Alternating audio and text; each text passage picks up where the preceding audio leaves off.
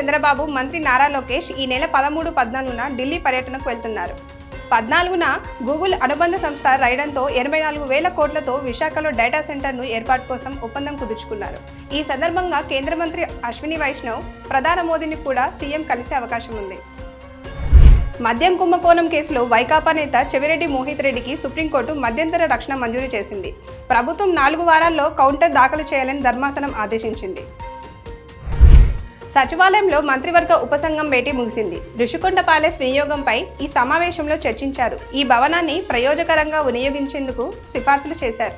భేటీలో మంత్రులు పయ్యావుల కేశవ్, డిబివి స్వామి, కందుల దుర్గేష్ పాల్గొన్నారు. జూబ్లీహిల్స్ కాంగ్రెస్ టికెట్ దక్కకపోవడంతో అలకబూనిన మాజీ MP Anjan Kumar యాదవ్ను AICC incharge Meenakshi Natarajan, మంత్రులు పొన్నం ప్రభాకర్, వివేక్ బుజ్జగించారు. అంజన్ కుమార్ ఇంటికి వెళ్లిన ఆయనతో మాట్లాడారు. ఏ పరిస్థితుల్లో టికెట్ను వేరే వాళ్లకు కేటాయించాల్సి వచ్చిందనే విషయాన్ని ఆయనకు వివరించారు. అనంతరం అంజన్తో పాటు పొన్నం ప్రభాకర్ మీడియాతో మాట్లాడారు. ఇస్లామాబాద్లో తెహ్రీక్ ఇలాబైక్ పాకిస్తాన్ కార్యకర్తల ఆందోళనల్లో ఘర్షణలు చోటు చేసుకొని 2 నిరసనకారులు ప్రాణాలు కోల్పోయారు. పలువురు గాయపడ్డారు. నిరసనలు గాజా మరణాలు, ట్రంప్ శాంతి ప్రణాళికను వ్యతిరేకిస్తూ అమెరికా దూతవాదం ముట్టడికి ప్రయత్నించడంతో హింసాత్మకంగా మారాయి. అమెరికా అధ్యక్షుడు డొనాల్డ్ ట్రంప్ నోబెల్ శాంతి బహుమతికి ఆశపడుతున్నారు. ఇటీవల రష్యా కూడా ఈ పురస్కారం కోసం ట్రంప్ అభ్యర్థిత్వానికి మద్దతు ఇచ్చిందని ప్రకటించింది. భారత్ ఆఫ్ఘనిస్తాన్తో వాణిజ్యం, మానవతా సహాయ కృషుల కోసం ఆఫ్ఘన్లోని టెక్నికల్ మిషన్ను పూర్తి చేసి దౌత్య కార్యాలయానికి అప్గ్రేడ్ చేసింది. ఈ నిర్ణయం భారత విదేశాంగ మంత్రి జయశంకర్ ఆఫ్ఘన్ విదేశాంగ మంత్రి అమీర్ ఖాన్ ముత్తాతో భేటీ సమయంలో ప్రకటించారు.